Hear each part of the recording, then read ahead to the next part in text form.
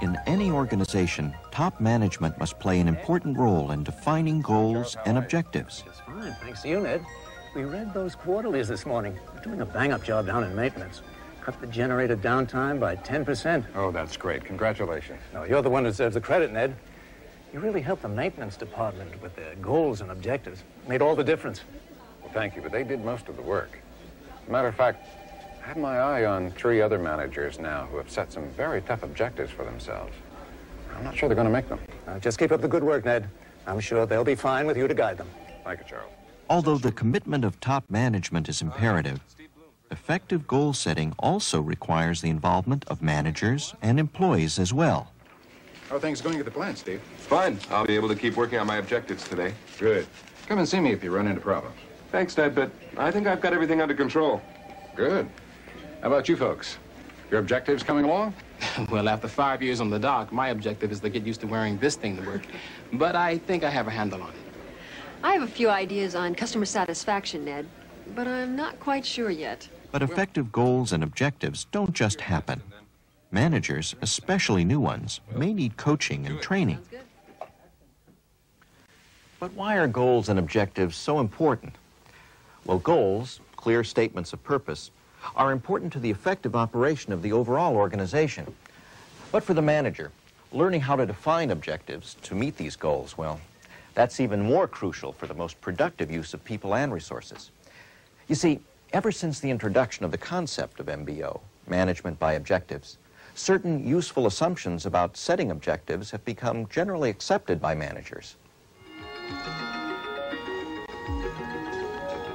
Yeah, the backlog problems are getting out of hand, boss. Well, if everyone worked as hard as you, Hector, we wouldn't have any backlog problem. But I think I have the solution. Streamline the entire loading process. Cut it down to 1 hour per truck in the next month. Assumption number 1.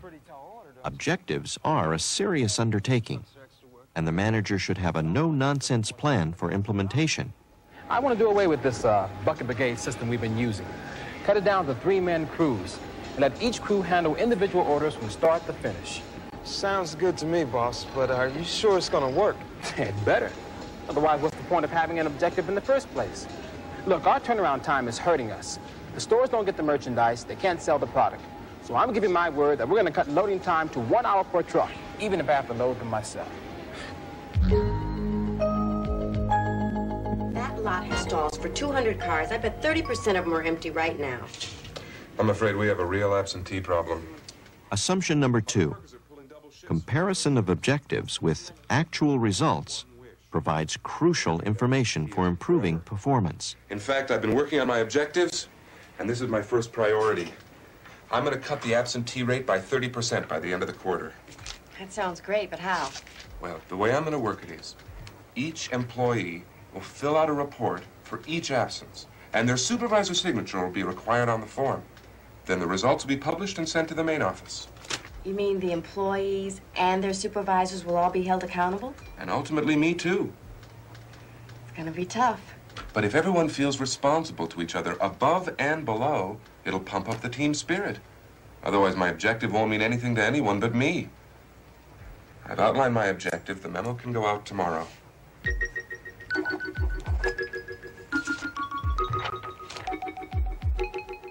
And finally, assumption number 3. Objectives are among a manager's most important tools to help ensure organizational success. I think I can take care of our complaint problem and my objective statement in one fell swoop. Now, the customer's number 1, right? Right. But we've had a problem with some customers who aren't completely satisfied. Oh, you could say that. But see, it's going to change, because that's my objective. Improve customer satisfaction. It's perfect, don't you think? But how can we achieve something so general?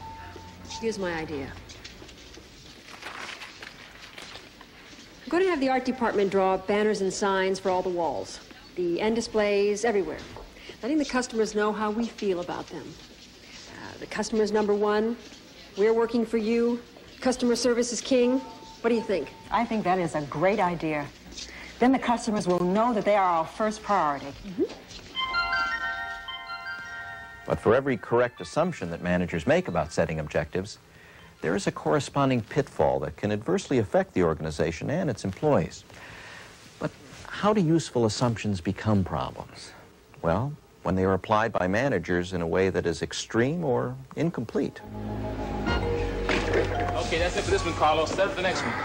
It's true that to be useful, objectives are to be taken seriously. I mean, if I skip lunch again, my clothes ain't gonna fit. Well, if Hector were here, he could spill you. But for now, you and But if carried to its logical extreme, this assumption can become pitfall number one, namely, the view that objectives are rigid commitments that cannot be modified. Hold on, please. Hector, where have you been? You're 15 minutes late. I'm sorry, boss. I couldn't get near the parking lot. I had to park 3 blocks away.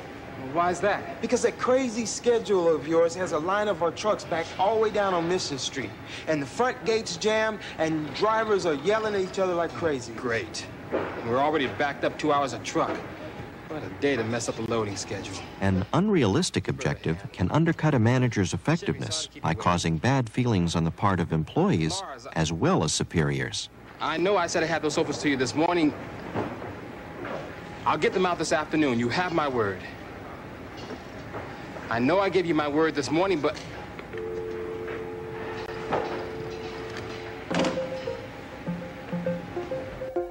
Excuse me, Mr. Bloom? Here are those checkout slips you wanted from the front gate? Again, comparison of objectives with actual results is a crucial part of the process. I appreciate you bringing them up, Sam. It's an important part of meeting my lower absentee objective. However, if carried too far, this may lead to pitfall number 2, the belief that everyone must be held inflexibly accountable for achieving objectives. Check them out in the log. Thanks. Well, I guess I better be getting back to my post. It's about time for the afternoon coffee rush.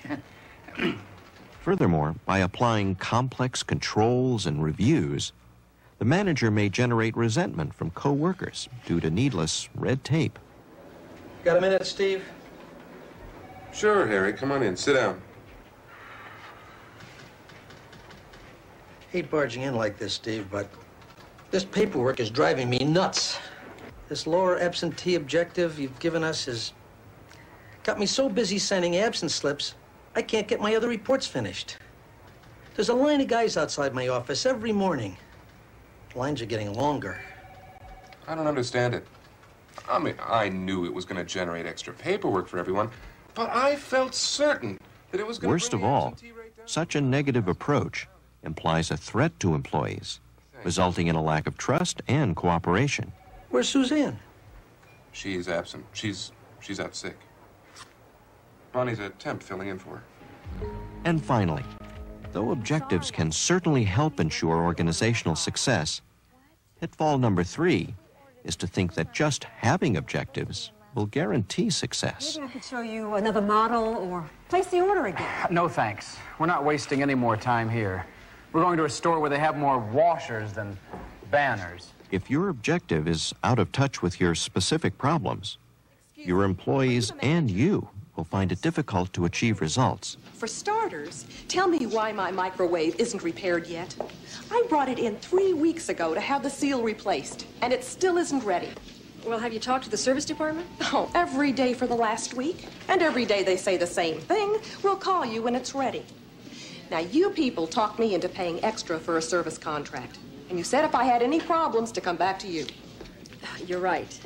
If you'll give me your service receipt, I'll look into it for you. I'll talk to the service department today and have them call you with a date when your oven will be ready. Wonderful. Another phone call to wait for. Moreover, if your objectives are too general or long-term, day-to-day problems may very well get worse. I'm Helen Cole from Appliances. I'd like to see Mr. Barnes, please.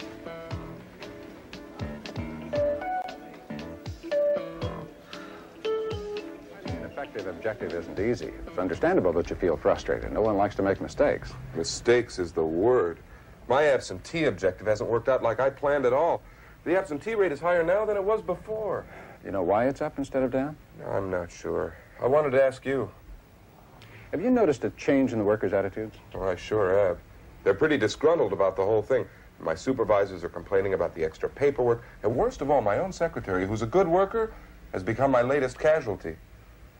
So the team spirit at the plant, has it improved? No, it's gone downhill. The all for one and one for all approach sure hasn't worked. I wonder if the workers felt an implied threat in your objective because it emphasized what they were to avoid, you know, something negative, rather than what you wanted them to achieve, which is something positive. So that by holding everybody responsible for each other for when they were absent, I actually split the team apart and made things worse. Well, could be. Instead of putting your team together, your approach may have been divisive. Talk about divisive. I barely cut our loading time by 20 minutes, never mind an hour. And today we're backed up more than 2 hours a truck with semi-trailers parked around the block. And that's with me out there sweating alongside the guys. Do you think now that you could have ever met the objective you set? No way. It's funny. I was just trying to do what was best for the company, and I made things worse. I appreciate your thinking of the company. But any time an objective is inflexible, it can become a problem. But I can't change my objective just because the going gets rough. That's true. But you've got to consider all the elements involved to be sure that your objective is attainable, and then be willing to adjust your objective if the situation calls for flexibility. Makes sense, Ned. You know, my objective seems to have backfired too, Ned. Instead of increasing customer satisfaction, I seem to have just increased their complaints. Let's take a closer look at your objective, Helen. Improve customer satisfaction. Well, that's fine. But it's a general statement and very long term. It really falls more into the category of a goal. But you can turn that goal around to write an objective that's specific, measurable, and more realistic. So my statement was unrealistic? Yes, because it was too general and almost impossible to measure. Maybe you should shift your focus away from your customers to find that objective. What I was really trying to do was to find a way to stop these complaints. Well, you're on the right track. Well, maybe my objective should be reduce customer complaints. Take a closer look at your customer reply cards. Service contract support, shorter register lines, larger selection. Right. Looks like I should have been focusing on ways to address specific customer complaints instead of trying to satisfy the customers with flashy banners and slogans. See, you can't always control customer satisfaction, Helen, but you can work with your staff to improve service. And if you achieve that goal, then eventually you'll increase the level of customer satisfaction, which is what you wanted all along, right? But you're not done yet. In order for your objective to be effective, you need a time limit and a way to measure it. How about a 10% decrease in complaints by the end of the quarter? Sounds fine. But remember, you're the only one who can decide if it's feasible. Well, I'll sure know if it's working. What I don't understand, Ned, is why do we need to write these objectives anyway? I mean, isn't that the job of our CEO? Well, that's a good point, Chuck. First of all, goals don't come from just out of nowhere. Here, and in most companies, goals come from the top. As CEO, Charles Avery is responsible for setting the goals for the entire company, very general and long-term. For instance, I'm sure that increasing customer satisfaction is one of his goals, but they don't stop there. His goals must be interpreted by middle-level executives like me into objectives that are meaningful and realistic for each manager's area of responsibility. Then I pass my goals on to each of you. Helen uses these goals to create objectives for the appliance department. In turn, Steve determines how his department can contribute to achieving the goals. Then he develops appropriate objectives. And finally, Chuck translates the goals into workable objectives for the shipping department. So you see, your goals and objectives still remain in line with the CEO's original goals. Call it the trickle-down theory of management. Then the goals we achieve help you achieve your own goals. Right. And by setting and meeting my specific objectives on the dock, I help the CEO reach his goals. Which will eventually benefit the entire company. Oh, thanks for the explanation, Ned.